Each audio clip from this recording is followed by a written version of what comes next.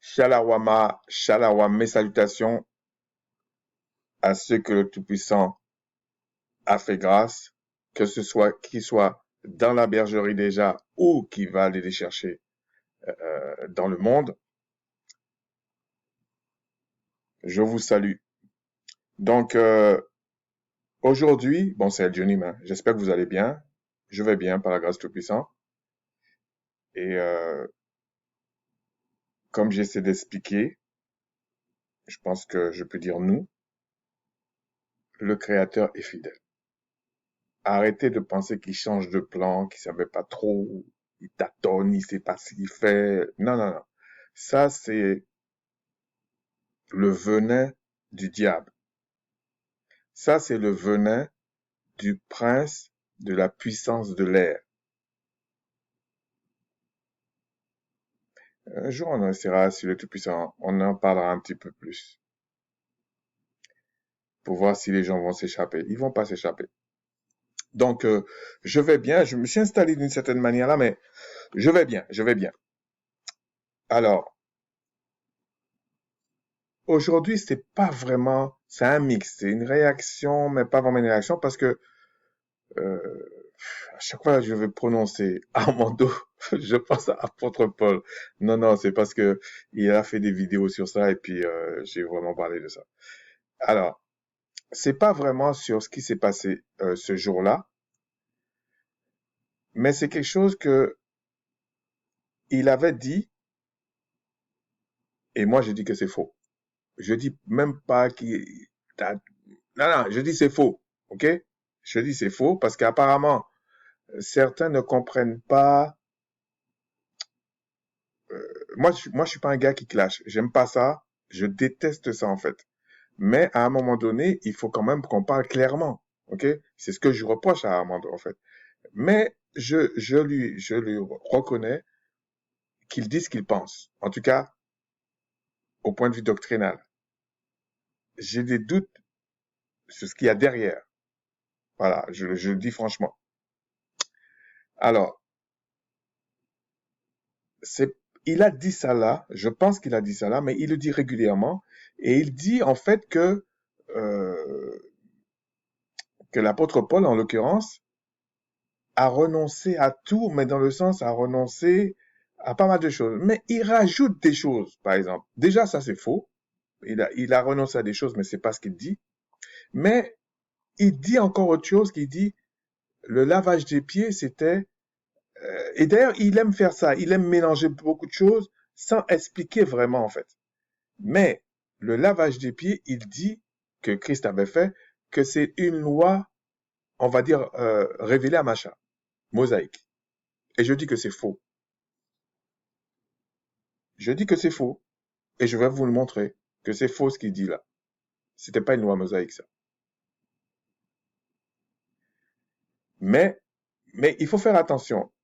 Mais c'est pas ce cas-là. C'est pas le cas ici. Parce que là, c'est clairement faux, en fait. Mais il y a des cas où prenons par exemple la personne qui prend un breuvage ou une boisson et tu prends un verre, ça peut être du thé, du café, de l'eau, enfin ce que tu veux, du jus, ce que tu veux. Tu mets une goutte de poison dedans ou tu mets du poison dedans, mais pas, tu mets pas la moitié du verre, non, tu mets une goutte, on va dire, mais un poison assez puissant quoi, que le corps ne peut pas négocier ça. Ben tu vas mourir. Et après tu vas me dire ouais mais il y avait 99% d'une bonne chose. Mais les 1% fait toute la différence. Donc, euh, tu peux pas prendre des éléments, et je dis ça pour Armando, mais pour d'autres personnes aussi. Tu peux pas prendre des éléments de quelque chose et que tu me dis, par exemple, quelqu'un vient et dit que c'est faux, toi tu dis que c'est vrai, parce qu'il y avait 75% de vrai dans ce que tu as dit. Non, c'est faux. Les 25% qu'il y a de faux montrent que c'est faux. C'est-à-dire que si tu donnes ce breuvage-là à la personne, ou cette boisson-là à la personne, même si c'est 1%, ça peut le tuer en un mois, ça peut le tuer en une journée, Ça peut le tuer en 1 heure, ça peut le tuer en 10 ans, mais ça va le tuer. Et la cause de la mort, c'est à cause de ce que tu as fait. Donc, tu peux pas venir dire, ouais, mais je me suis trompé là, ou non, on s'est mal compris là. Non, non, il faut t'assurer. Il faut t'assurer. Non, non, non, non. Donc, il y a plusieurs techniques pour ça. C'est pas à moi de raconter ça aux gens. Ils se démerdent à ce sujet parce que il faut qu'on soit clair. Mais avant ça, on va... Ah oui, le sujet, c'est sur le lavage des pieds que Christ avait fait. Je ne sais pas si je l'ai dit avant. Et je dis que ce que dit Armando est faux. C'est pas une loi dite mosaïque. Non. Alors, tomber des chaises, là, c'est au volet pour certains. Mais je vais vous montrer que c'est faux. OK? C'était quelque chose qui était fait dans les sociétés antiques, qui n'était pas propre à Israël. Mais pourtant, il y avait bien quelque chose qui était fait avec le lavage des pieds. Mais on verra, on verra, on verra. Alors, on va commencer comme d'habitude. Je vais aller directement. Au commencement,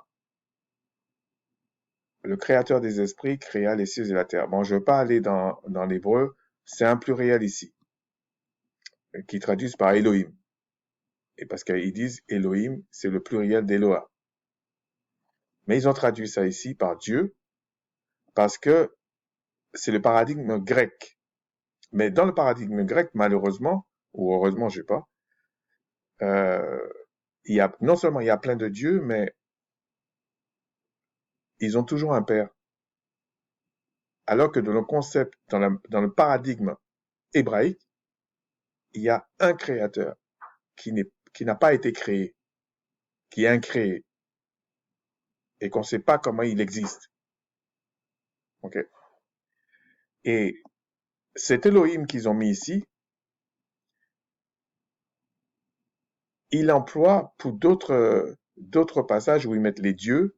Il y a même des passages, au lieu de mettre Dieu, le Dieu d'Égypte, ils mettent les dieux d'Égypte, alors que c'est Eloah, c'est pas Elohim. C'est pour vous montrer que les traductions, même si vous aimez très bien la traduction, tout ça, il y a toujours une limite à une traduction parce que c'est une traduction. Voilà. Et même si, par exemple, les gens comme Armando et d'autres, parce qu'il y en a qui jurent par euh, Darby, d'autres c'est lui second, d'autres c'est un autre. Donc c'est pas propre à Armando ça. Quand j'étais euh, il y a un moment donné, et je pense que ça existe toujours, il y a un moment donné, il y a des gens qui, bon, quand je dis jurais, j'exagère un peu, mais eux, c'était Darby. Et ils cherchaient ces Bibles-là. Donc, Armando, apparemment, c'est Good News Translation. OK? Good News Translation. Mais, et pourquoi pas? Je veux dire, c'est pas ça le problème, mais ça reste quand même une traduction. Donc, euh, je sais pas si je vais faire des vidéos comme ça parce que j'avais fait pour les témoins de Jéhovah. Je vais chercher la version en Good News Translation, ok? Donc on va voir que une traduction reste une traduction. On a beau dire ce qu'on veut, peut-être on peut comparer les traductions entre elles, mais on peut pas comparer une traduction avec la, la, la version originale, grec ancien ou hébreu ancien. C'est un peu faussé le jeu, on va dire. Donc ici, il y a là, c'est un pluriel, mais comme dans le paradigme hébraïque, le polythéisme n'existe pas. C'est le monothéiste. Donc, ils ont fait une sauce avec. Mais dans le paradigme grec, donc le paradigme occidental, il était question de polythéiste. Donc, pour faire, en fait, qu'est-ce qu'ils ont fait? Et beaucoup de personnes font ça, les dénominations font la même chose. Ils prennent leur dogme et ils veulent le faire rentrer dans la Bible. Donc, c'est ce qu'ils ont fait. Donc, il n'y a rien de nouveau sous le soleil, comme on dit. Ensuite, au commencement, Jean 1.1, au commencement, là c'était Genèse 1.1. Au commencement était la parole était avec le Tout-Puissant, et la parole était le Tout-Puissant. Alors, les Grecs, là, ils utilisent théos, Et j'avais fait une vidéo pour montrer qu'en fait, Théos c'est même pas le Dieu le plus haut dans leur système. Il y en a d'autres. Donc, c'est quand même, parce que Théos ici, ça vient de Zeus. Et Zeus, c'est pas le plus haut. Il y en a d'autres. On va pas refaire ça à chaque fois. C'est pour montrer que lorsqu'ils ont dit Dieu ici, c'est un terme générique. Ok? Mais ce qui est intéressant, c'est que la parole, on voit ici, la parole est une essence créatrice. Ok? Créatrice, ça veut dire, c'est elle qui est comment dire? Oui, le moteur de la création. Le moteur, quand tu veux créer quelque chose, bah, c'est ça. Ça veut dire que si tu n'as pas la parole au départ, tu peux pas créer. Mais cette parole-là, pour les Grecs, c'est le logos. C'est elle qui est la parole créatrice. Parce qu'il y a une autre parole chez les Grecs, qui est le rhéma, c'est le fait que tu entends le son, tu parles là, comme ça.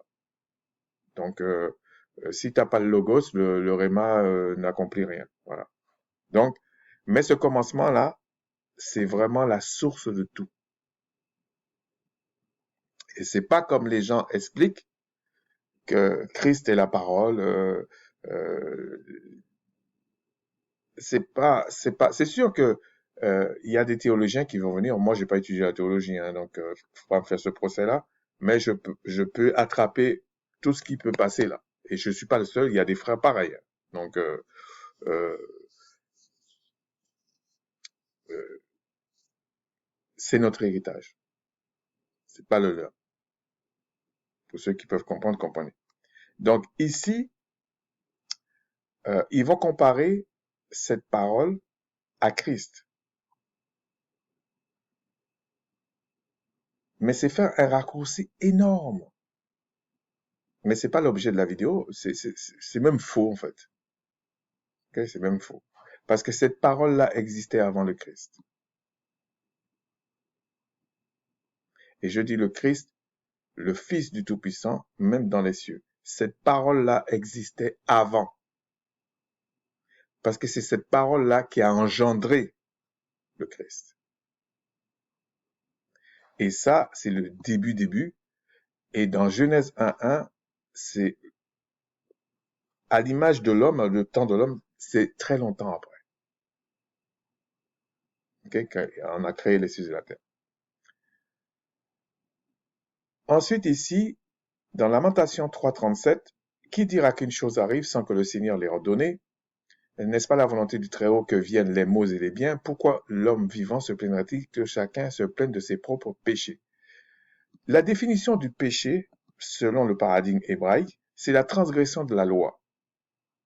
Et dans le contexte qu'il y a ici, dans Lamentation, c'est dans la dispensation de Macha. Donc, le péché ici, quand le prophète est en train de parler, je pense que c'est Jérémie, le prophète ici parle de la transgression de la loi révélée à Macha. Vous allez me dire, ouais, mais dans la nouvelle alliance, dans ce qu'on appelle la nouvelle alliance, c'est quoi le péché? C'est là-dedans qu'on prend la définition, c'est la transgression de la loi. Mais je ne vais pas parler de ça ici. Euh, déjà, cette vidéo-là, elle n'était pas vraiment prévue. Je vais l'insérer avant ce que je voulais faire. Donc, je peux pas à chaque fois rajouter. Mais j'ai pensé que c'était intéressant parce que euh, le lavage des pieds, là, ça fait plusieurs fois qu'Armando répète ça dans plusieurs vidéos. Et moi, je suis vraiment pas d'accord. Et je vais vous montrer pourquoi. OK? Et l'histoire de dire oui, je suis disponible, on peut m'appeler, machin. Ben, oui, si tu as accès à la personne, c'est facile. C'est normal, ça, mais on n'est pas des enfants. Tu as parlé publiquement, l'autre vient parler publiquement, voilà, c'est comme ça. Donc, tu as interpellé les gens, et moi, je t'interpelle. On peut dire d'une certaine manière, même fraternellement, je t'interpelle. Tu m'as interpellé, je t'interpelle. Voilà, c'est comme ça. Et chacun assume. Tu parles de doctrine, moi, je parle de doctrine. Tel autre parle de doctrine et on s'assume. C'est pas, c'est pas des discussions de querelle. J'en ai rien à foutre de ça, en fait. Voilà. Et puis chacun va en décider, va en juger. Ce n'est pas, euh, même quand j'étais gamin, j'aimais pas les querelles. Ça m'intéresse pas, en fait. Et j'aimais pas non plus les provocations. Donc, c'est pas mon truc. Alors, ici, on vous montre que tout ce qui se passe, que ce soit en bien, que ce soit en bien, que ce soit en mal, ou que ce soit en mal ou que ce soit en bien, ça vient du Créateur qui l'a ordonné. Il n'a pas, pardon, ici on ne dit pas qu'il a toléré, ou qu'il a permis, ou il a fermé les yeux. Non, non, non, c'est lui qui l'ordonne. Sinon, ça se fait pas. C'est lui qui donne son aval. Sinon, ça se fait pas. Donc, il est au courant de tout. Que ce soit un esprit qui veut faire le bien, que ce soit un esprit qui veut faire le mal, la capacité de le faire vient de l'esprit, vient de lui-même, du Créateur. Donc, il est toujours au courant. Il est au courant de tout. Et vous comprenez pourquoi il faut la crainte du Créateur. Mais tu peux pas avoir la crainte du Créateur si tu n'es, aujourd'hui, là, si tu n'es pas né de lui. Sinon, tu te fais un film. Voilà, c'est comme ça. D'ailleurs, à propos euh,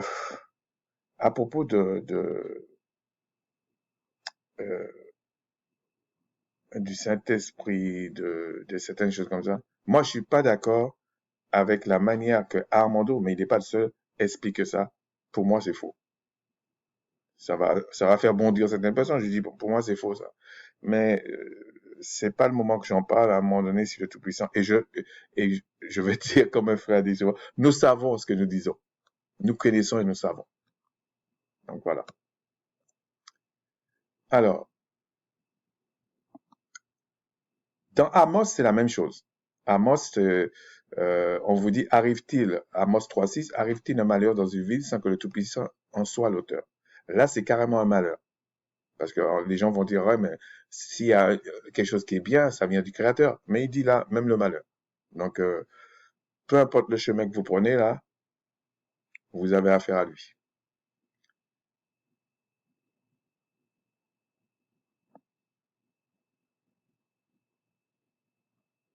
Dans Proverbe 22,3, je vais le faire assez souvent jusqu'à temps que ça rentre dans le crâne de certaines personnes ou dans le cœur de certains. L'homme prudent voit le mal et il se cache. Bon, ça, c'est pas. Pour certaines personnes, c'est illogique, mais c'est les Écritures. L'insensé avance et il est frappé. Regardez. Mais les simples avancent et ils sont punis. Les simples, c'est les ignorants, en fait. C'est pas les simplets. C'est les ignorants. C'est pas des gens qui sont fous. Non, non, non, non. Enfin, je veux dire, qui ont un problème de santé mentale, forcément. Non, non, non. Ils sont ignorants des choses simples.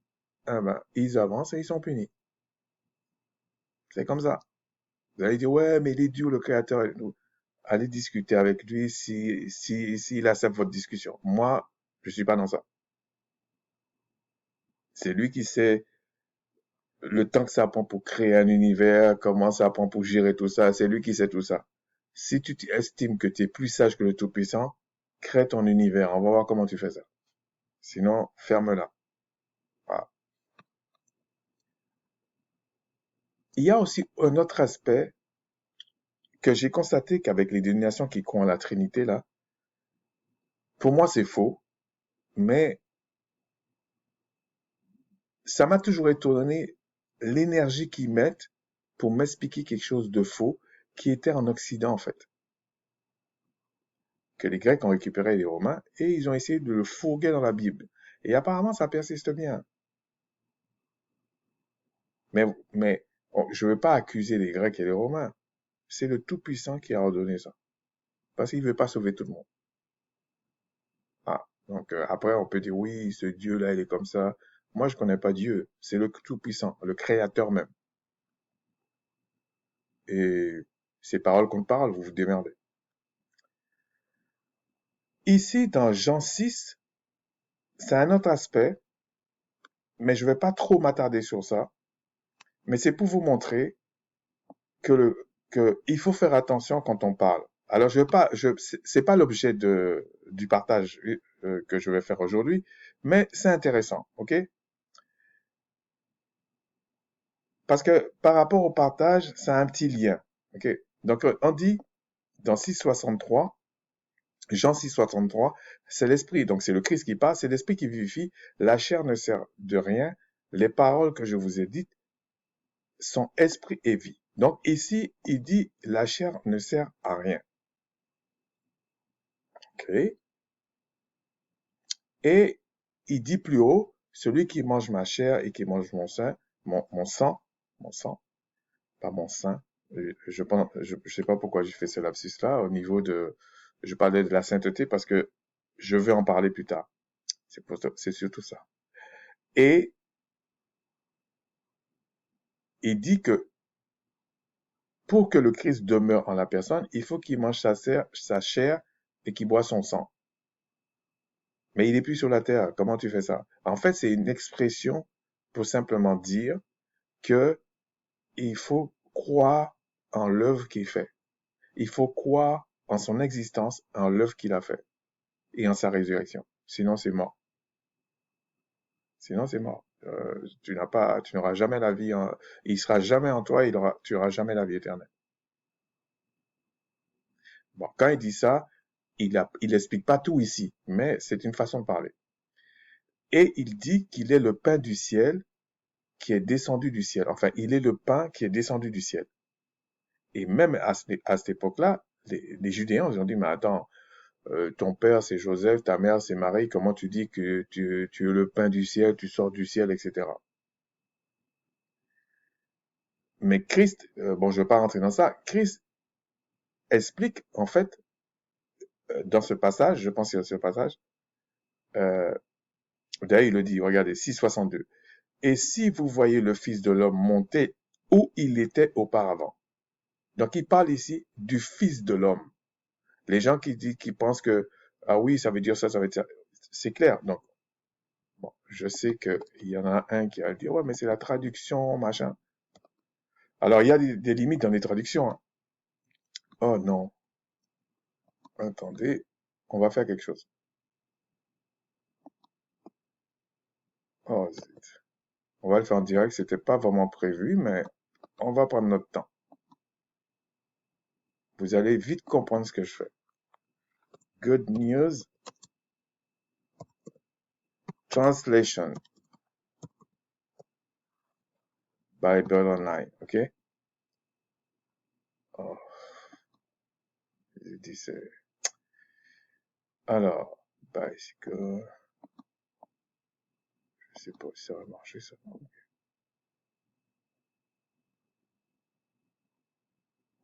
Ok.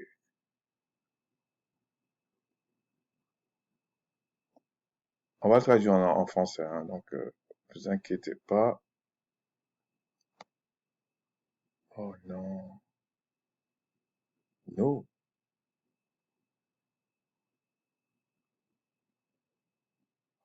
C'est quoi ce truc là?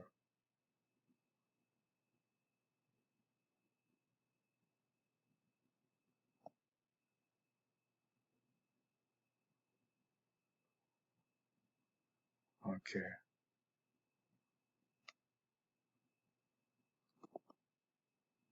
Pierre par le Nord, hein? La pub, hein? Alors, c'est quoi ça?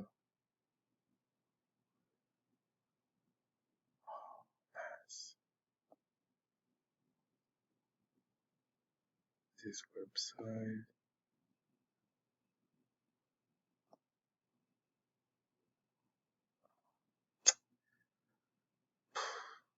Oh non. C'est quoi ça encore? Ok.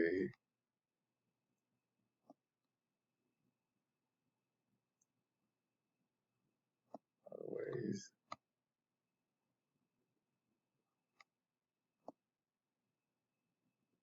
Alors, c'était Jean, hein. Alors, Jean. Ok. Il va me saouler avec ça, hein. Je suis désolé. Alors, Jean 6.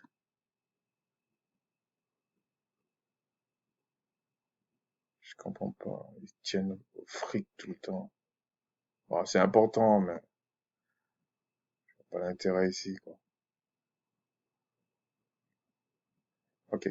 On va le mettre en français. Oh non.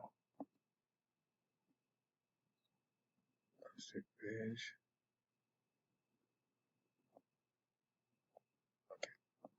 Je suis désolé, ça prend un petit peu de temps, mais je vais voir s'il traduit tout. En principe, il devrait me le traduire. Ok. Donc, le fameux Good News Translation. Ok. Donc, on va lire 62.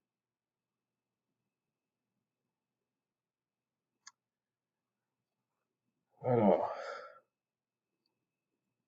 supposons donc que vous, et je veux pas vous faire l'affront de regarder en grec ancien. Parce que on critique Louis II. Bien sûr, il y a plein de choses de Louis II qui est pas bon. Mais je vous dis, Good News Translation aussi. Ok? Parce que là, c'est marqué, donc vous devriez voir le Fils de l'homme remonter à l'endroit où il était avant. Il était où avant? Je suis persuadé, bon, on va le faire quand même, ça va faire un petit exemple.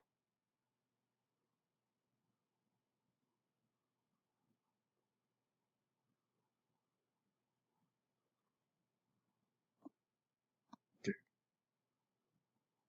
On va aller voir Greek.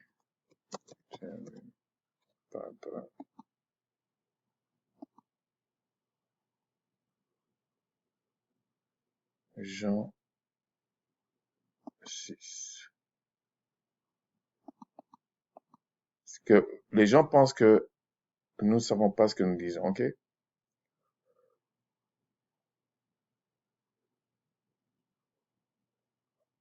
Moi, j'attendais ça au moins d'un docteur, hein. Je vous le dis tout de suite. Alors, Héroïse,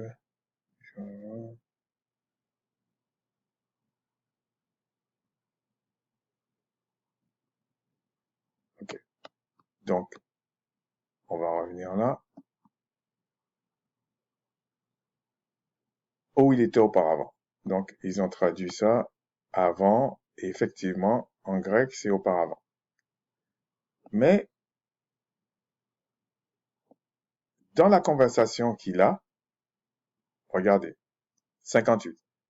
C'est donc le pain qui est descendu du ciel. Bon, c'est pareil, avant, auparavant, c'est pareil en fait. Je croyais qu'ils avaient traduit de l'autre côté, il était au ciel. Mais, mais ici, en fait, c'est 58. 6,58. Jean 6,58. Le pain qui est descendu du ciel. Donc, il était au ciel. Donc, ce avant là, c'était au ciel. Mais on vous dit, pareil, que lui second, au lieu de dire auparavant, c'est avant. Mais il vous parle du Fils de l'homme.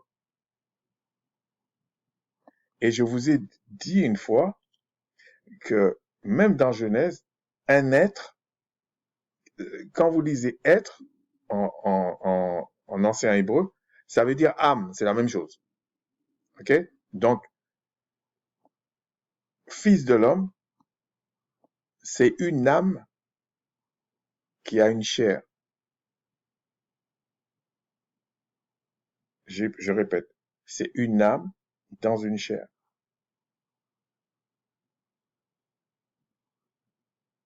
On ne dit pas un esprit dans une chair. Un esprit ne peut pas avoir une chair. Humaine, je parle, terrestre. D'ailleurs, à ce propos, c'est un peu ce sujet-là qu'on va aborder de l'autre côté. Pas aujourd'hui. Et que je trouvais que le monsieur avait raison. Alors, le Fils de l'homme voit le Fils de l'homme, donc il a une âme, remonter à l'endroit, jusqu'à l'endroit où il était avant. Donc, le Fils de l'homme, si je comprends bien textuellement, était dans les cieux. Mais le Créateur ne peut pas être un Fils de l'homme. Premier point. C'est doctrinal. Ensuite, on va quand même regarder deux petites choses et puis après on va attaquer, ok? Alors on prendra le temps qu'il faut, je m'en fiche, hein. À ce niveau, je m'en fiche. Alors, Bible en ligne. C'était pas vraiment prévu ça, mais on va regarder. Alors, ici, on va aller dans 1 Jean 4. Est-ce que c'est 1 Jean 4? Ouais, c'est 1 Jean 4.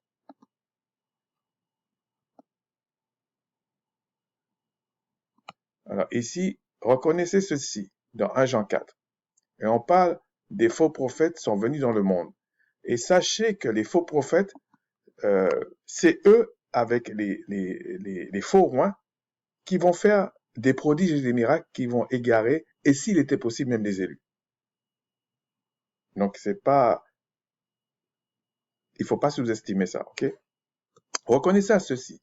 L'Esprit du Tout-Puissant, tout esprit qui confesse le Christ, venu en chair, est du Tout-Puissant. Venu en chair est du Tout-Puissant. Tout esprit qui ne le confesse pas, venu en chair, donc venant comme un fils de l'homme, est l'Antichrist. Mais on vous dit, même Good News Translation dit que le fils de l'homme était dans les cieux. Donc, ça veut dire quoi? Il avait une silhouette d'un homme. Mais le Créateur ne peut pas avoir une silhouette d'un homme. C'est un esprit. Okay?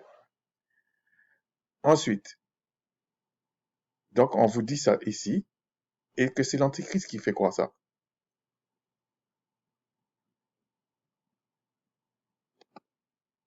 On va aller voir Good News, hein? Ne vous inquiétez pas. On va aller dans Jean, puis après on va attaquer, ok? Dans Jean 2, 1 à 7. 1, 7, 1, 7. Car plusieurs séducteurs sont entrés dans le monde, bon, on sait lesquels, on vous dit sont rentrés dans le monde, sont entrés dans le monde. Ça veut dire qu'ils ont été envoyés. N'oubliez pas que le Tout-Puissant a envoyé un esprit d'égarement dans le monde. C'est lui qui fait ça. Bon. Car plusieurs séducteurs sont entrés dans le monde qui ne confessent point que le Christ est venu en chair. Et on vous dit, celui qui est tel, c'est le séducteur et l'antichrist. Donc, Jean insiste pour dire ça. Et faut pas me dire que oui, mais l'apôtre Paul avait reçu un nouvel... Non, c'est faux. Parce que c'est pas l'apôtre Paul qui a fait l'Apocalypse. Ok, donc il faut... Et tous les apôtres étaient enseignés par la même personne qui est le Christ. Bon. Donc, ici, bon, je pensais pas que ça allait être aussi long, mais ici, on parle bien de quelque chose de bien précis. Ok? On parle bien précis. Christ venu en chair. Alors, comment a mis ça, comment a traduit ça, on va dire, good news? On va aller voir, hein. Alors, 1 Jean 4.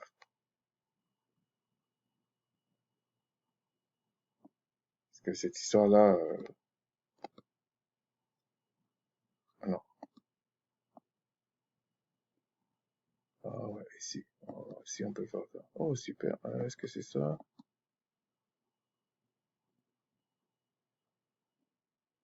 C'est quoi ça? Non, obligé de faire ça. Page, flash. Ok.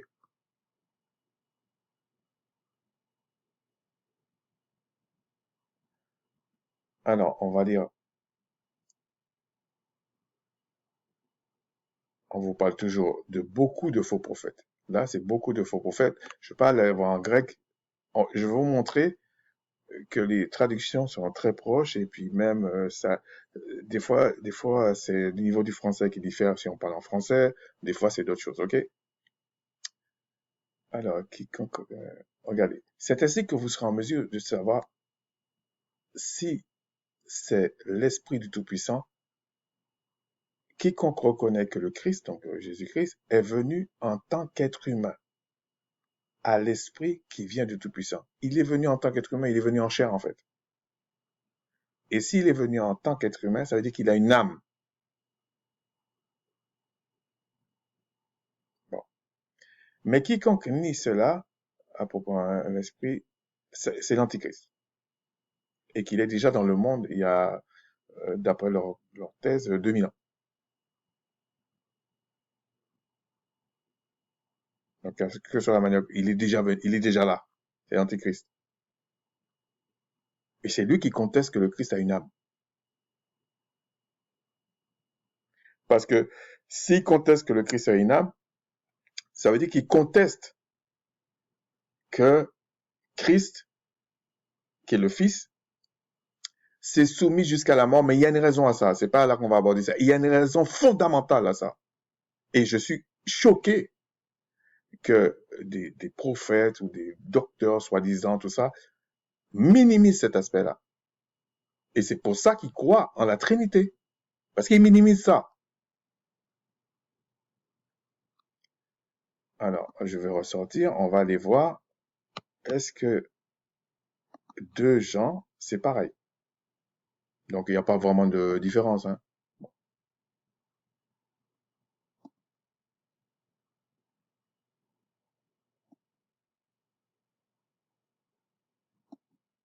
Bon, je vais peut-être pas le faire à chaque fois, ça, hein.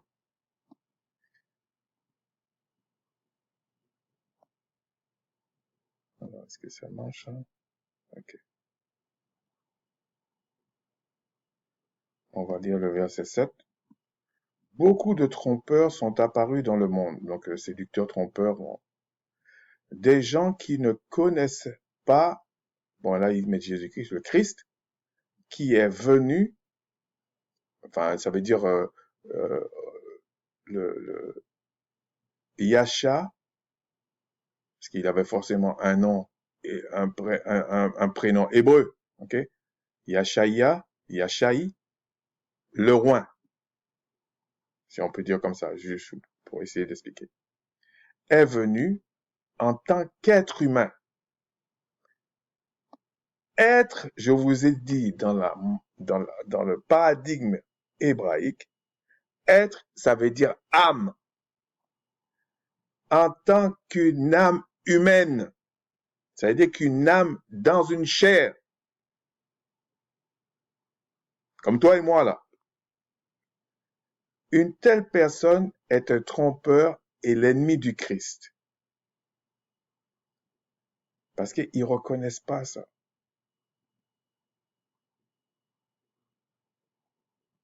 Et regardez, quiconque ne reste pas avec l'enseignement du Christ, mais va au-delà, n'a pas le Christ. Celui qui reste avec l'enseignement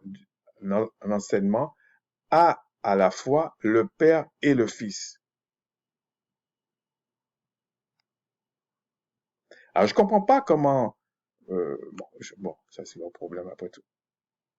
Donc, on va continuer. On va parler maintenant de ce que je voulais parler.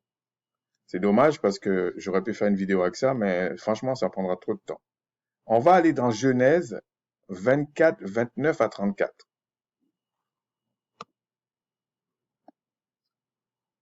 Lavage des pieds. Alors, c'était quoi ici? C'est Abraham qui envoie un de ses serviteurs dans sa patrie, en fait, pour, pour lui trouver une femme pour son fils Isaac, pour Isaac. Et regardez, je vais peut-être aller vite, hein.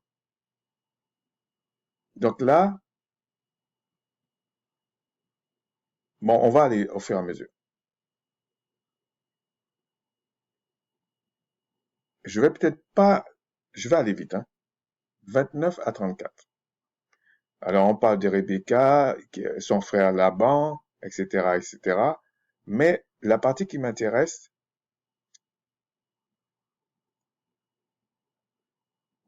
Et voilà. C'est ça qui m'intéresse. Non, pas ça. Voilà. Et il dit, viens béni le Tout-Puissant, béni du Tout-Puissant, pourquoi resteras-tu dehors? J'ai préparé la maison et une place pour le chameau. Pour les chameaux, c'est comme un accueil, ok?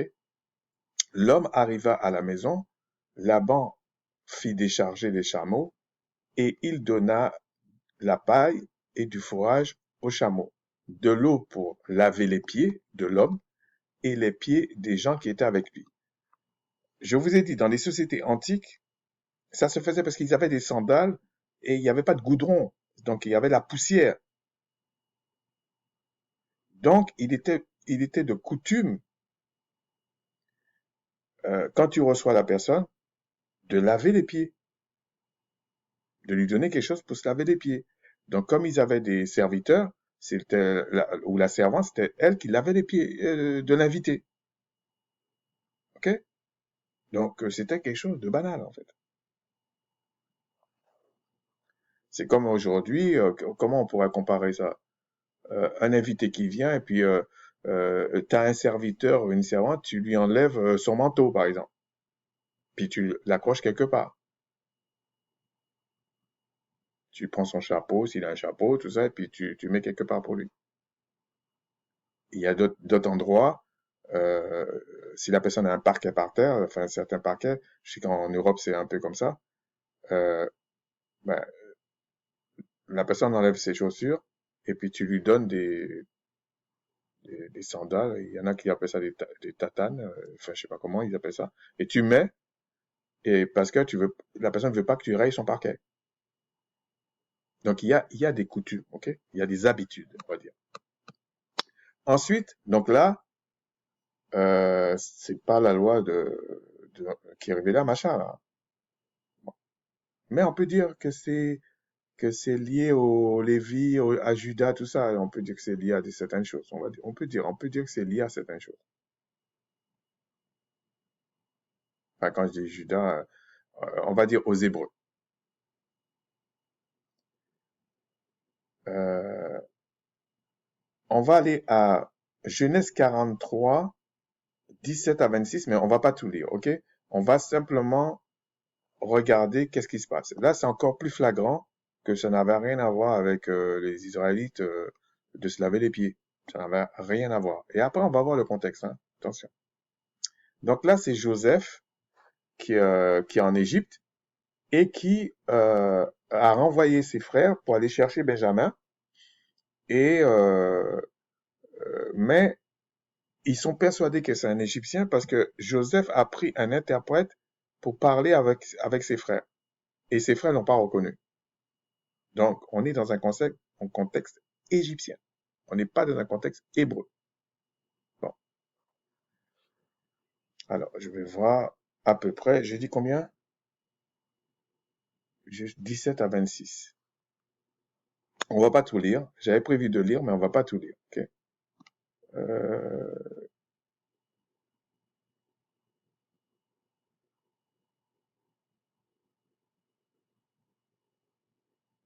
J'essaie de chercher où est-ce que c'est marqué. 43, 17 à 26.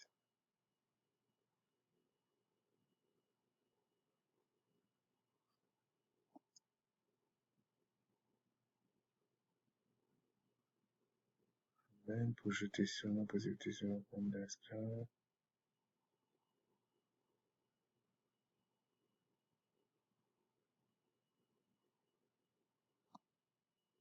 C'est parce que je veux pas le lire, mais ça prend du temps pareil. Alors, 22. Voilà, 24. Donc, c'est un serviteur qui était là, l'intendant. Ok. Cet homme les fit entrer dans la maison de Joseph. Donc, cet intendant-là, c'est un Égyptien, hein. Ok. Il leur donna de l'eau et ils se lavèrent les pieds. Donc là, il leur donna l'eau. il les a pas lavé les pieds, ok? Mais il leur donna l'eau pour se laver les pieds. Il donna aussi du fourrage à leurs ânes. Donc là, c'est les Égyptiens qui avaient cette coutume-là. On peut pas dire que c'était des Hébreux.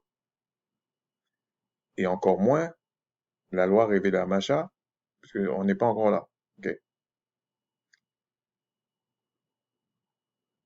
Ensuite,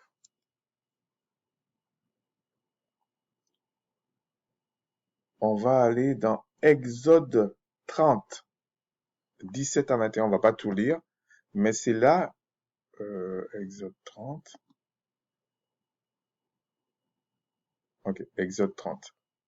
Combien j'ai dit? 17 à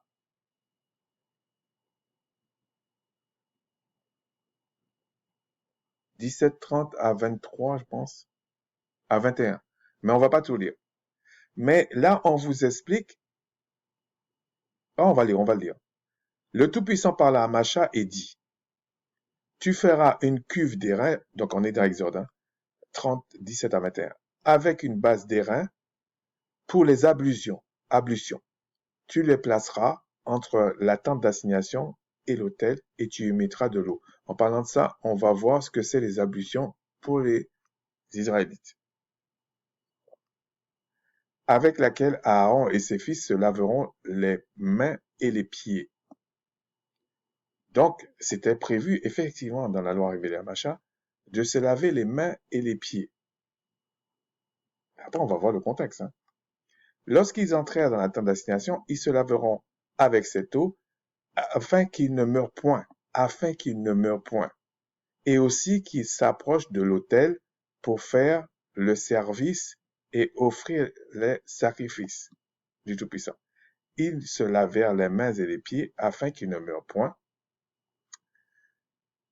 Ce sera une loi perpétuelle pour Aaron et pour ses fils et pour les descendants. Donc, c'est pour le service dans le temple, dans la tente d'assignation et après dans le temple. Mais c'est pour qu'ils ne meurent pas. Parce que des choses là, c'est des choses saintes. C'est pour qu'ils ne meurent pas. Alors attends, on va aller vite là. Oh, mais je ne voulais pas faire comme ça. Mais on va faire comme ça.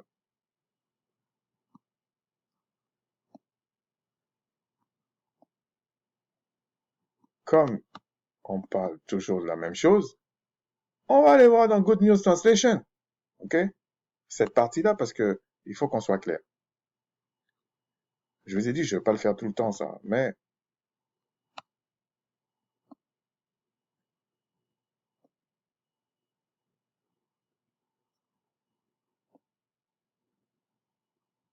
Exodus 30.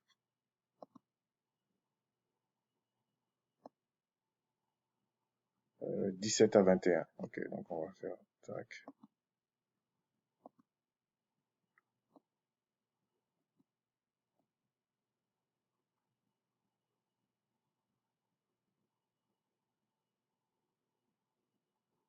En plus, il prend son temps. Alors, faites un bassin en bronze, à base de bronze. Bon, des reins de bronze, faut pas. Placez-le entre la tente, etc. Aaron et ses fils doivent utiliser l'eau pour se laver les mains et les pieds. Donc, c'est toujours la même chose, ok? Et c'est quoi la raison? Afin qu'ils ne meurent pas. Pareil. Pour pas qu'ils meurent. Et c'est quelque chose qu'ils doivent observer éternellement. Mais ce sont des Lévites dans le temple. Donc, Christ, quand il a fait ça, déjà, il n'a pas fait des mains. Mais on va voir, on va aller doucement. Et c'était pas dans le temple. Et Christ lui-même ne s'est jamais présenté comme sacrificateur et les apôtres ne se sont jamais dit sacrificateurs.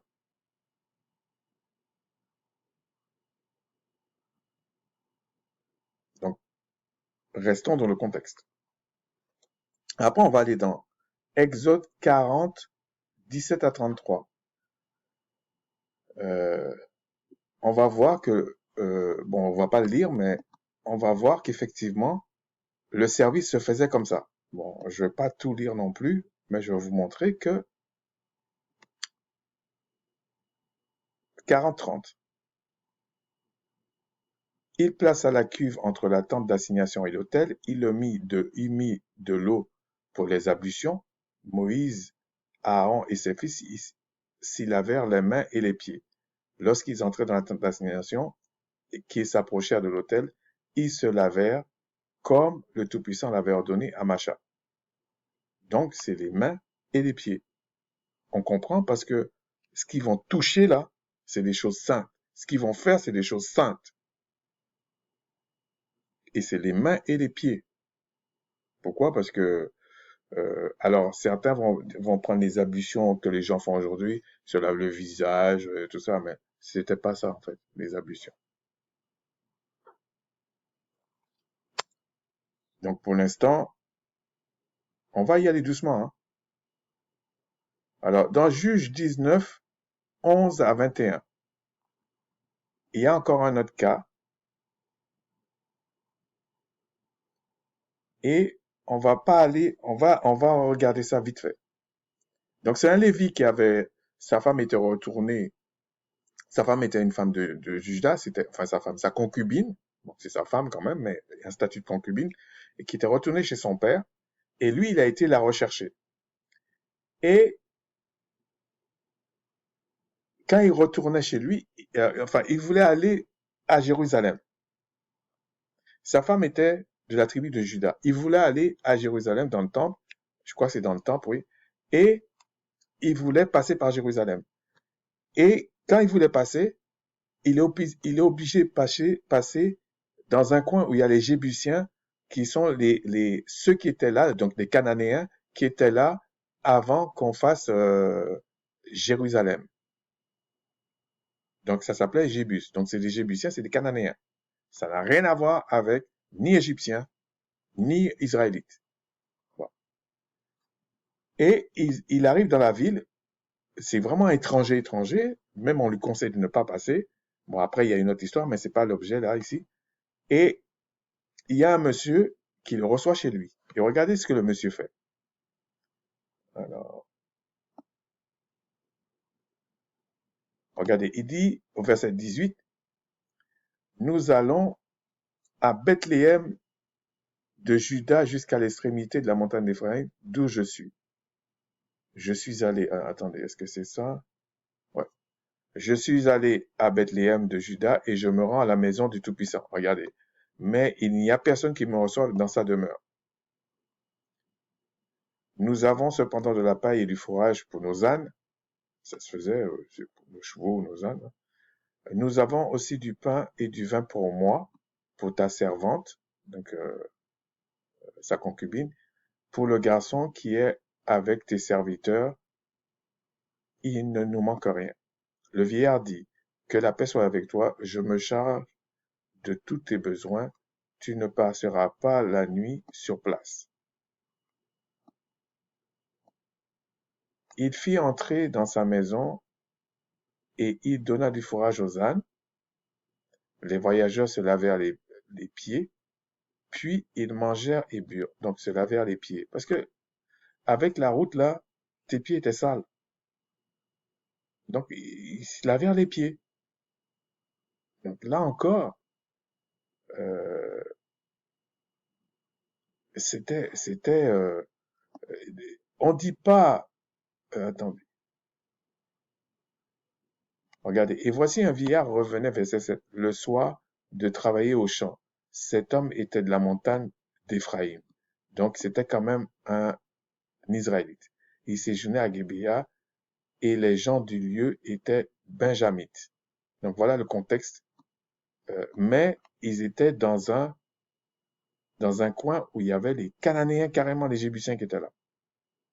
Après, ça a mal tourné, il y a eu un autre problème, mais on va pas parler de ça. Mais là, euh, ils se lavaient les pieds quand même. Et je suis persuadé que, pas je suis persuadé, il suffit de faire une étude historique là. Toutes les peuples antiques faisaient ça. Parce que t'as les pieds sales quand tu rentres chez la personne. Donc, ils se lavaient les pieds. Quand je dis ici, c'était Jébus et tout ça, je veux dire, c'était, regardez, verset 12. Son maître lui répondit, nous ne rentrons pas dans une ville d'étrangers, où il n'y a point d'enfants d'Israël jusqu'à Gibéa. Voyez? Donc, en fait, ce vieillard, même s'il était d'Éphraïm et tout ça, mais il était au milieu de Cananéens. Et je vous assure, il suffit de faire des études historiques recherchées. Tous les peuples antiques se lavaient les pieds quand tu rentrais chez lui. Parce que il y avait la poussière, c'était en sandales. Voilà. Bon, je parle pas de l'Occident, là, c'était ça, là. Ça, c'est autre chose. Faut le dire franchement. Donc, je sais que certains sont pleurnichards maintenant, ils pensent que c'est nous les pleurnichards, mais qui disent la vérité sur leur civilisation, hein. Comment c'était. Donc, on va aller dans Samuel 25, 38 à 41. Je vous prends des passages des Écritures, hein. Après, on va aller dans la Nouvelle Alliance. Tout ce qui parle de ça. Il n'y en avait pas beaucoup, de toute façon. Alors, 1 Samuel 25, 38 à 41. Donc là, c'est Nadal était de la tribu de Juda, comme Caleb, mais c'était un homme dur. C'était un homme dur qui était là. Euh, mais on va voir. Ok, mais j'avais pas prévu ça, mais on va voir un petit truc. Donc j'ai dit là, c'est 38 à 40. Environ 10 jours après, le Tout-Puissant frappa Nabal et il mourut. Pourquoi? C'est parce que Nabal était quelqu'un de très très dur et il en voulait au roi David. Et il se prenait pour un roi, alors que le Créateur l'a pas établi comme roi. C'était peut-être une forme de jalousie et de mépris. Le Tout-Puissant l'a frappé. Je dis ça par rapport à la vidéo que j'avais faite sur la canne du Tout-Puissant. Regardez un exemple. Le roi David n'avait pas de pensée négative sur Nabal. Et Nabal en avait sur lui. Et le Tout-Puissant l'a frappé. Et on va dire que c'est David qui a fait ça? On va accuser David de quoi à ce moment-là? C'est pas lui qui a fait. Mais on vous dit, c'est le Tout-Puissant qui frappa Nabal. Bon. David apprit que Nabal était mort et il dit, béni soit le Tout-Puissant qui a défendu ma cause dans l'outrage que m'a fait Nabal. Tu vois? Mais c'est pas ce qu'il a cherché. Il n'a pas été hypocrite, David, à ce moment-là. Qui a empêché son serviteur et qui a empêché son serviteur de faire du mal, le mal. Le Tout-Puissant a fait retomber la méchanceté de Nabal sur sa tête. David envoya proposer à Abigail de devenir sa femme. Bon, c'est pas ça. Je sais qu'il y a des gens qui vont dire, ouais, mais c'est pas ça, en fait. Regardez. Les serviteurs de David arrivèrent chez Abigail, à Carmel, et lui parlèrent ainsi. David nous a envoyés vers toi afin de te prendre pour femme. Alors, là encore, c'était la loi du Tout-Puissant. Comme Nabal était mort, donc Abigail pouvait se remarier. Verset 41. Elle se leva, se prosterna le visage contre terre et dit, voici ta servante sera... Bon, là, il met esclave, je vous dis que c'est faux. Ok? C'est faux. Oh, bon, j'avais pas prévu ça, les gars. À chaque fois, je vous dis ça et puis... Attendez. Parce qu'il y a quelque chose que je voulais vous montrer. Parce que je vais aller vite là. On est déjà presque à 1 heure. Je sais qu'il y en a qui... Quand c'est la boue, ils ont le temps. Quand c'est de l'or, ils n'ont pas le temps. Mais ils veulent de l'or. Parce que la vie éternelle, c'est de l'or. La vie tout court, même. Alors, je vais aller dans... Ça, c'est quoi? C'est...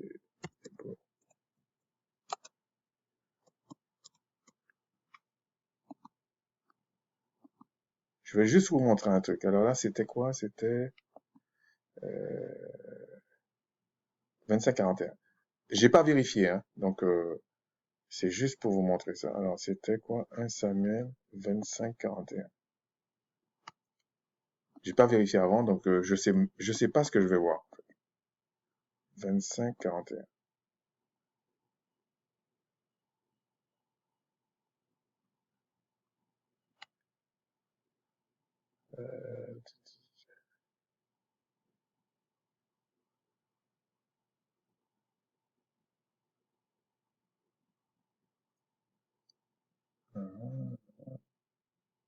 Regardez, c'est marqué servant, ibada.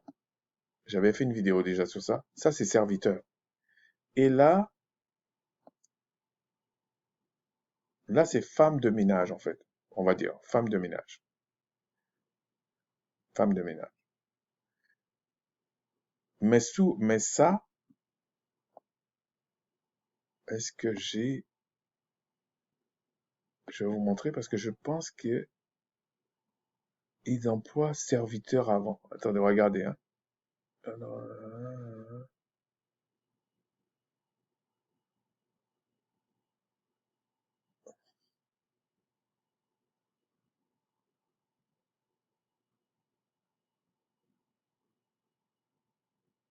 ouais, voilà.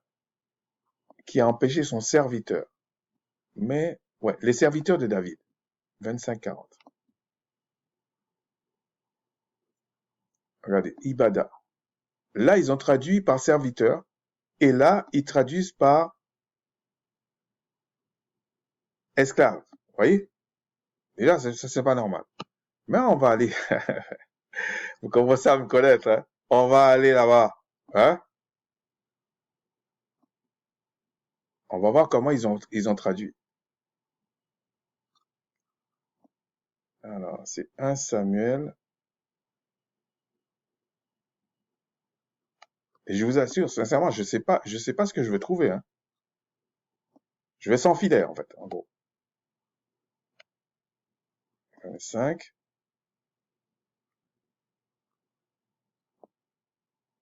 Est-ce que c'est ça? Ouais, 1 Samuel 25.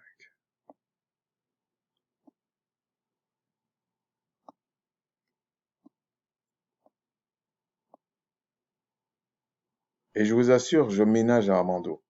Parce que j'aurais pu faire pire.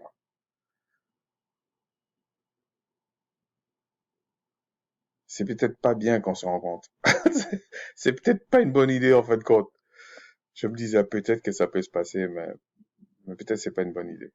Pour l'instant, en tout cas. Alors, 41, 25-41. Comment ils ont traduit ça? Euh, Là, ils ont dit son serviteur, ses serviteurs. Je suis son serviteur, prêt à... Je suis son... Ouais, ils ont gardé serviteur. Ça, c'est bien. Vous voyez? Je suis son serviteur, prêt à laver les pieds de ses serviteurs. Donc ça, c'est bien. Okay? Donc, ils ont employé serviteur. Parce que dans l'Ancienne Alliance, ça n'existe pas, esclavage. Comme traite négrière, comme les gens ils mettent. Non, ça, c'est le paradigme gréco-romain, ça.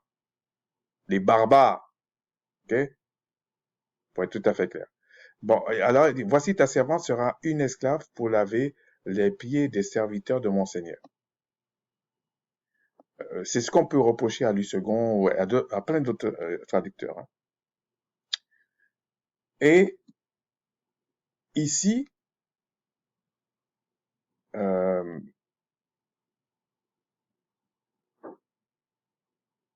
qu'est-ce que je voulais dire?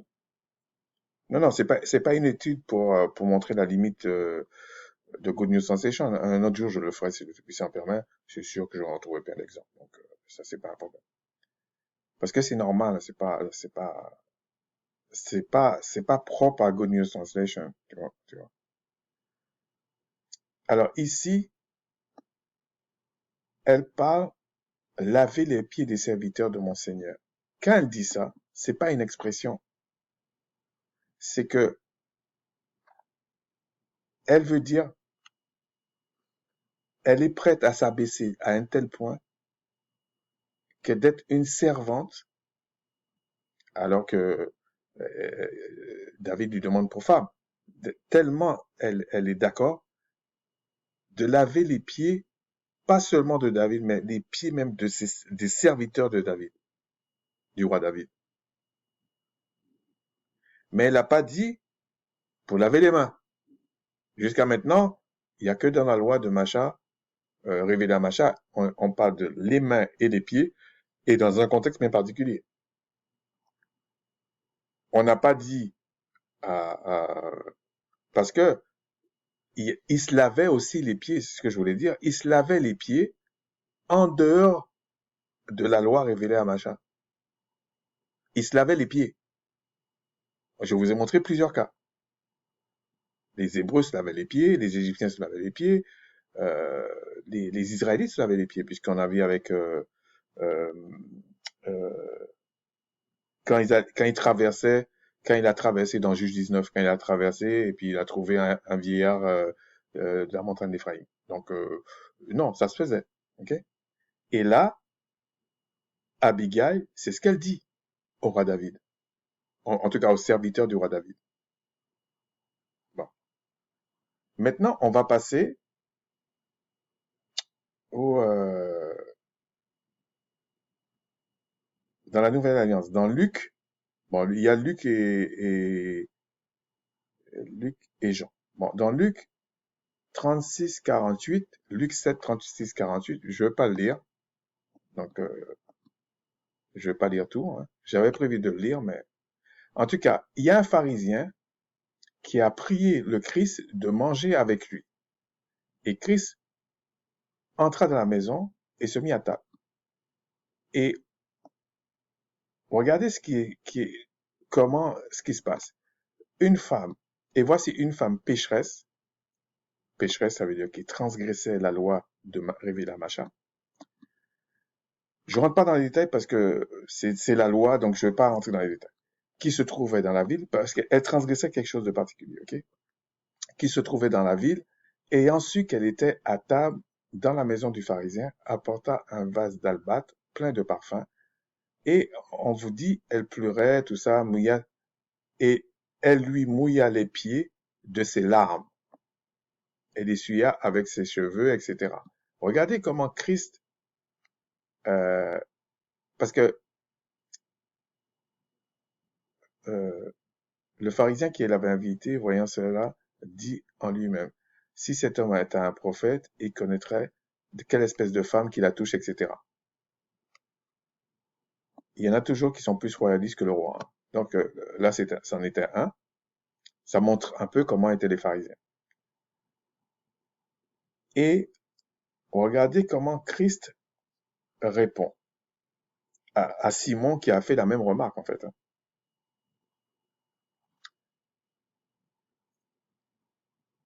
Bon, je ne vais pas rentrer dans les détails parce que Christ explique quelque chose, parce que Christ savait qu'est-ce que les gens pensaient. Puis se tournant, verset 44, puis se tournant vers la femme, il dit à Simon, vois-tu cette femme? Je suis entré dans ta maison. Euh, alors c'est Simon le pharisien.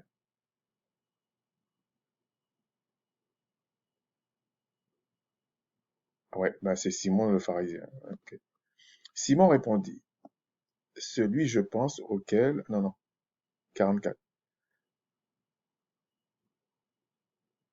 Puis se tournant vers la femme, il dit à Simon, vois-tu cette femme?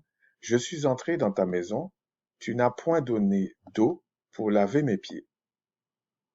Vous voyez? C'était une coutume. C'était, c'était pas la loi de Macha qui était là, puisque il est pharisien. Il a les dents rivées sur la loi révélée à Macha. Donc, il l'a pas fait parce que c'était pas la loi révélée à Macha de laver les pieds. C'était réservé aux Lévis, les mains et les pieds dans le temple. Mais elle les a mouillés de ses larmes et elle a essuyé avec ses cheveux.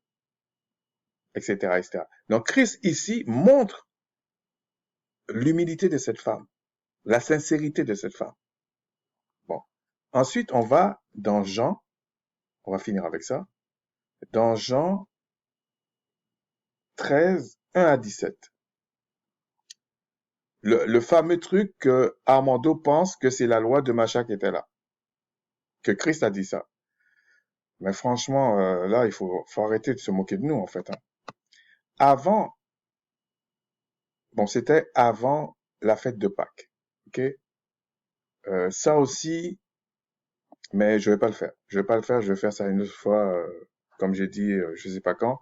Là aussi, je suis pas d'accord avec Armando et tout. Mais ici, Armando et même d'autres, hein, mais je suis pas d'accord. C'est faux. Voilà.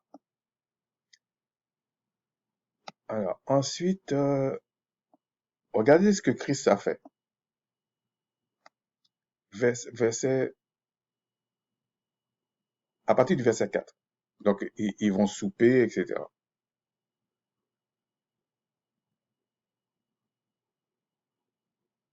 Avant la fête de Pâques, Christ sachant son heure, pendant le souper. Donc, il dit pendant le souper. Je ne vais pas rentrer dans les détails parce que il faudrait faire une étude sur ça, mais c'est pas l'objet, ok? Pendant le souper, lorsque, fils de Simon, le dessein de le livrer. Bon. Regardez à partir du verset 4. Donc, c'est Christ se leva de table, ôta ses vêtements. Bon, ôta une partie de ses vêtements, en fait, hein, et prit un linge dont il se ceignit. Ensuite, il versa de l'eau dans un bassin et il se mit à laver les pieds des disciples et les essuyait avec le linge dont il s'était ceint.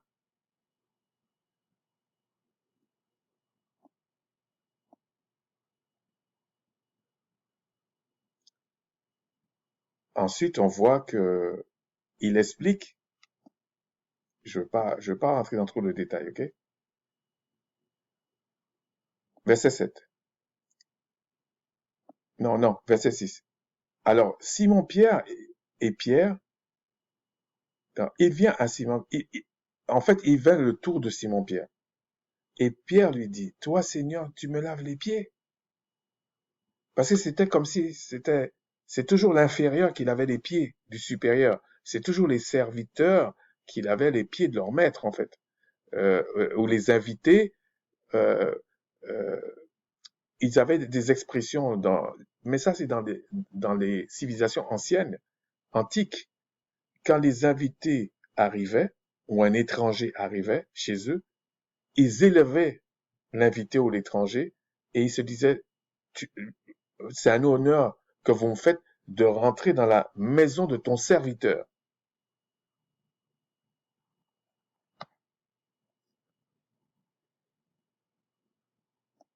Ok, donc on m'a dérangé, donc je reviens. Donc effectivement, je disais, dans les sociétés antiques, c'était comme ça qu'ils qu'ils avaient coutume de recevoir les étrangers ou bon, pas n'importe lesquels, mais les étrangers, les invités, etc. Et il y a même des civilisations qui ont gardé un petit peu ça, mais à l'époque ça se faisait, enfin en tout cas à une période dans le monde ça se faisait. Euh, ils gardaient toujours un peu à manger pour s'il y a un invité qui venait. Et ils lui proposaient toujours à manger. Ils proposaient les meilleures places dans la maison et tout. Donc il y avait un respect de l'autre. Alors aujourd'hui, euh, il y a même pas malheureusement des Africains qui connaissent pas ça. Peut-être apparemment les gens comme Armando, qui ont tellement épousé l'esprit de l'Occident, l'esprit du catholicisme romain, et qui ne, ils se détachent même pas de ça pour expliquer, pour comprendre une écriture, pour comprendre les écritures. Et c'est dommage, c'est dommage. Alors, alors Christ lui dit, non, euh,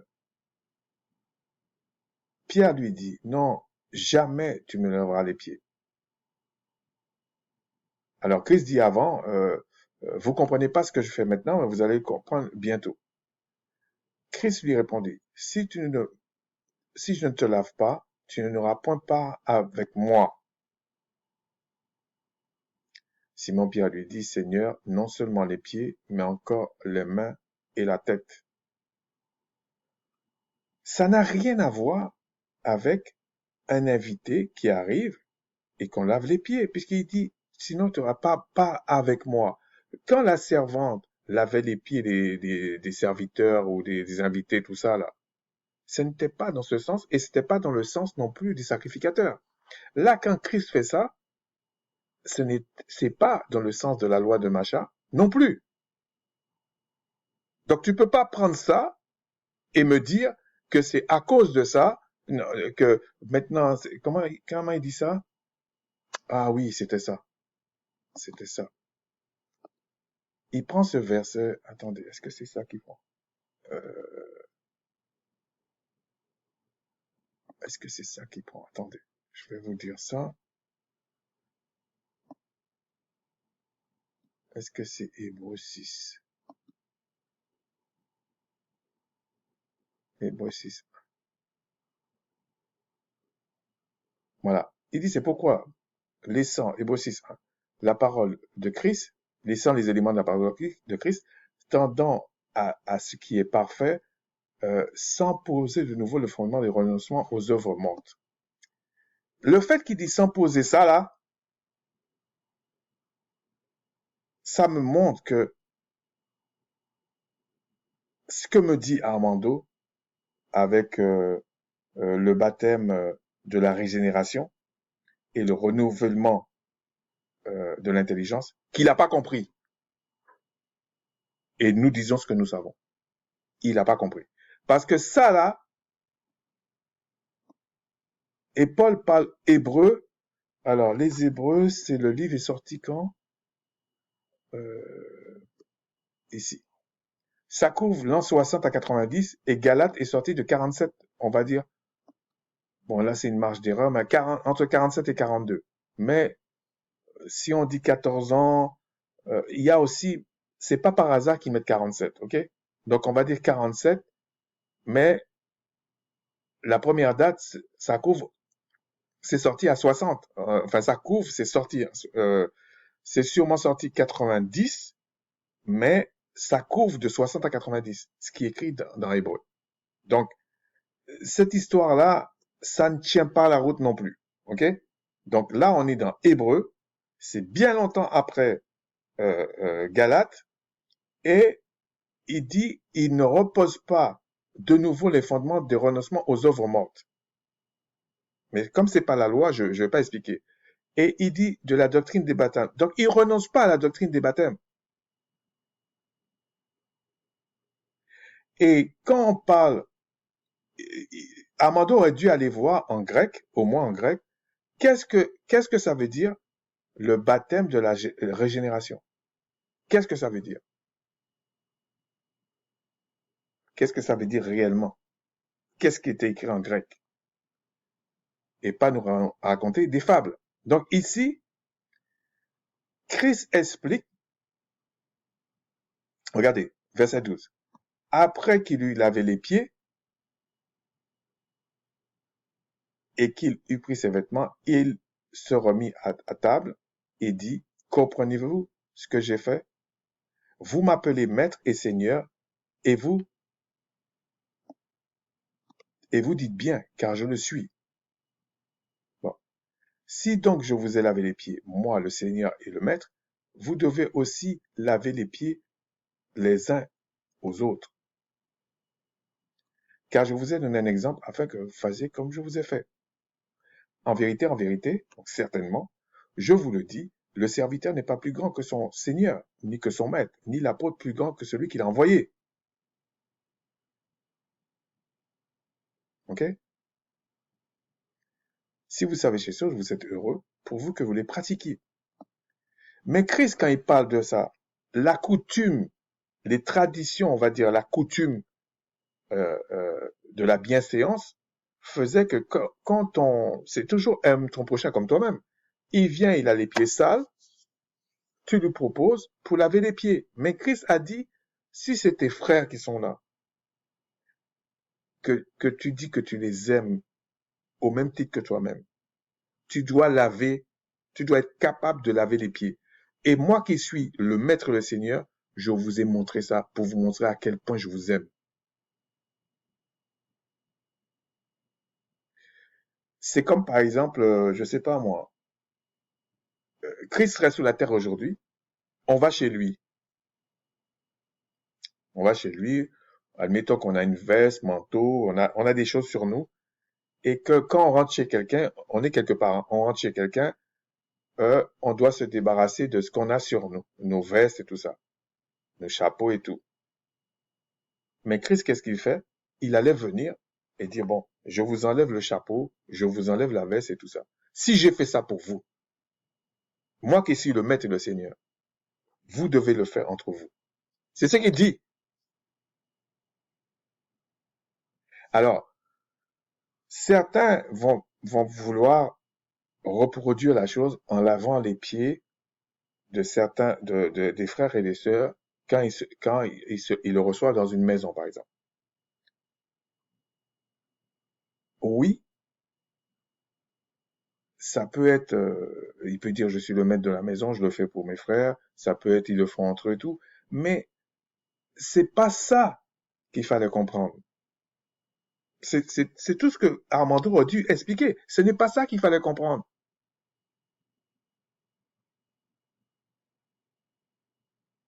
C'est pour ça que Christ les a lavés les pieds. Et on va même dire, si eux, ils sont entrés dans cette maison-là, normalement, ils auraient dû se laver les pieds, puisqu'il y a la poussière dans les pieds. Donc, ils avaient sûrement déjà lavé les pieds, parce que c'était la coutume. Et c'est pas une question de la loi, de machin et tout. Non, non, non. Même les Égyptiens allaient faire pareil. On a vu avec Joseph. Donc, non, c'était pas propre aux Israélites. Mais, Christ, quand il refait ça là, c'est qu'il veut enseigner quelque chose.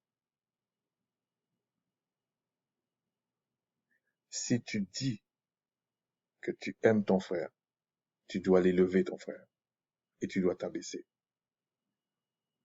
Quand bien même que tu es plus grand que lui, plus âgé que lui, tu as plus de dons que lui, tu es plus grand dans le Seigneur que lui. Car, et il explique, dans d'autres passages, je sais pas si c'est dans le même passage, qui dit, c'est le plus grand qui sert les autres. C'est comme ça que tu sais qu'il est grand. Pourquoi? Parce que il a plus de pouvoir, plus de choses, donc il doit partager avec l'autre, les autres. Voilà ce que ça veut dire. Mais de là à dire que Paul ne faisait pas le lavage des pieds, parce que il avait renoncé à tout, et il avait même renoncé à, à, à il avait même renoncé, comment dire, à, il avait même renoncé au lavage des pieds, il faisait plus ça, parce que c'était la loi révélée à Macha. C'est faux, parce que ça n'avait rien à voir. Et la loi de Macha, la loi qui était révélée à Macha, c'était pour les Lévites, et c'était les mains et les pieds. Alors que là, Christ n'a fait que les pieds. Donc c'est pas ça qu'il est en train de faire. Il est en train d'enseigner, de donner une éducation, une moralité à quelque chose. C'est pour ça qu'il faut chercher la moralité d'un texte souvent. Pour ne pas tomber dans des fables, dans des trucs qui n'a ni queue ni tête, qui est complètement faux. Et je vous assure, comme j'ai dit une fois, si Paul était parmi nous, il allait se frapper la tête contre un mur. Ou contre sa main, là, frapper ça, veut dire, mais qu'est-ce qu'on est bête! Parce que c'est pas possible, en fait. Je veux dire, quand je dis bête, pourquoi on cherche pas le Seigneur? Pourquoi on préfère inventer des fables? Et l'apôtre Paul n'avait même pas à renoncer à ça. Parce que c'était pas quelque chose de lavage des pieds, c'était pas quelque chose de doctrinal. S'il avait les pieds sales, l'apôtre Paul, il rentrait quelque part, on lui lavait les pieds ou il se lavait les pieds. On lui apportait une sorte de machin là, il se lavait les pieds parce que c'était la coutume. Ses pieds étaient sales parce qu'il a marché là, il y a eu la poussière. C'est pas une question qu'il renonce à ça ou qu'il renonce pas à ça. Donc, et maintenant, ce que Christ a expliqué, c'est que laver les pieds de, enfin, c'est pas laver les pieds de l'autre qu'il a expliqué en fait. Il a expliqué que peu importe ta position, si t'aimes ton frère, bon là, parce qu'il parle des frères là, tu laves, tu dois t'abaisser pour prendre soin de tes frères. Voilà, c'est tout. Donc il a pris un élément qui se pratiquait. C'est la même chose quand il prend des paraboles, c'est des choses qui se pratiquaient et qui n'étaient pas mauvais. Je fais allusion à Matthieu 25 quand il parle de la polygénie et vous racontez des bêtises sur ça. Sur ce, je vous dis Shalawama, Shalawam, mes salutations. Voilà, je vous ai pris tous les passages où on parle de laver les pieds, ok? Et je vous dis que de faire de ça un élément doctrinal et l'associer à la loi de Macha, ce texte-là, c'est faux.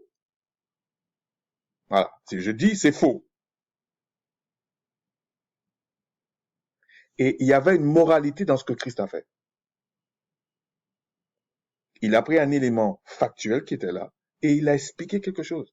Et il a même pris son vêtement et il a dit aux apôtres qui étaient là que, on va dire les disciples parce qu'il dit disciples, euh, le, le, si vous me laissez pas vous laver les pieds, vous n'avez pas part avec moi.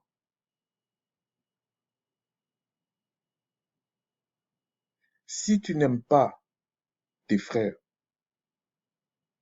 dans l'esprit du Créateur en Christ, tu n'auras pas part avec Christ. Ah, c'est quand même factuel, c'est clair et tout. Alors, ça ne veut pas dire que tu dois pas... En fait, prendre soin de tes frères, c'est aussi savoir leur dire quand ça va pas, quand ça va, tu peux... En fait, c'est d'aimer ton prochain comme toi-même.